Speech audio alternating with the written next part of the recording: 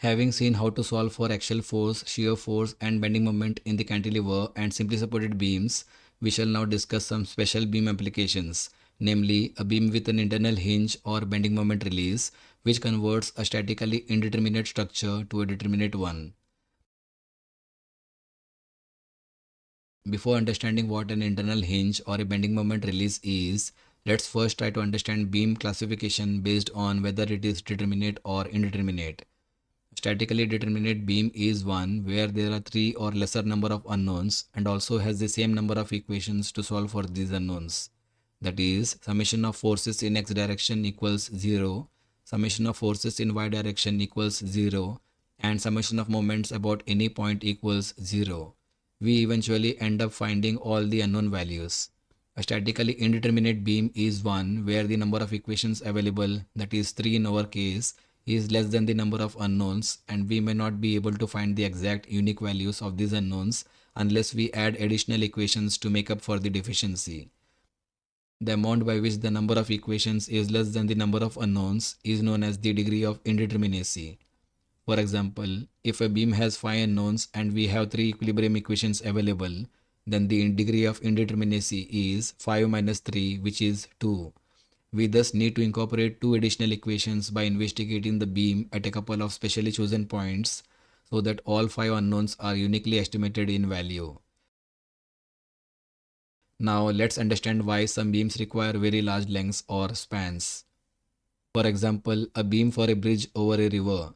In this case, it is better to provide spans as large as possible because the beam supports have to be created from the river bed. But long spans have their share of demerits. Firstly, the height of the supports is very large due to the large sagging deflections produced so that the beam should not touch the river surface, which makes the structure uneconomical. It also becomes necessary to see that the construction is not very difficult.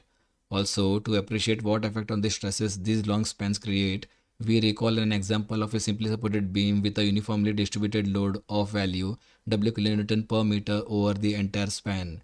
The maximum bending moment is found to occur at the center of the beam with a value W times L squared over 8 kN meter. If, for the reason stated, the beam length is doubled, then the maximum bending moment increases by a factor of 4, and if the length is tripled, the maximum bending moment increases by a factor of 9. That is, the maximum bending moment is a function of the square of the beam length. Hence, there is a limit to which the length may be increased so that the maximum bending moment and hence the maximum bending stress does not surpass the permissible stress limits of the beam material. We hence need some device that permits us to use long spans without the risk of increasing the induced bending stresses beyond the material stress limits, and also permits us to use shorter heights of the supports, ensuring better economy of the use of materials. We hence modify the beam so that we have a suspended beam at the center portion with the sides resembling simply supported beams with respect to overhangs, and whereby the central suspended beam is connected to the overhang part of the simply supported beams using internal hinge or bending moment release. This is also termed as an articulate joint in civil engineering terms, which is basically a hinge or pin without a support below it. What this internal hinge or bending moment release does is to arrest or release the transfer of the bending moment from the central part to the other part, with the bending moment at the locations being 0. This has an overall effect to lower the bending moment and hence the bending stresses in the central suspended part, also inducing flexibility to the structure. Mathematically, we use an additional equation, that is, the bending moment is 0 for every internal hinge used, hence making the beam statically determinate.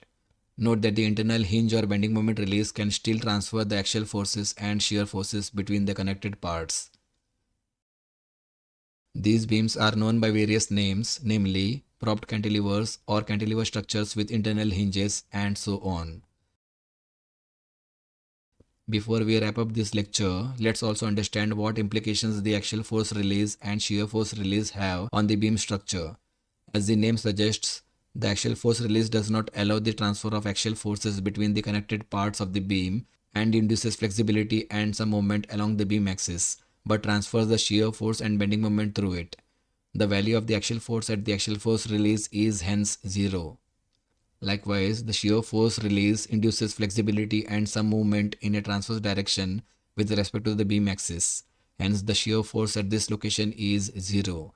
but this transfers both the axial force and bending moment through it. We limit the discussion on axial force release and shear force release here itself, since it is beyond the scope of this course.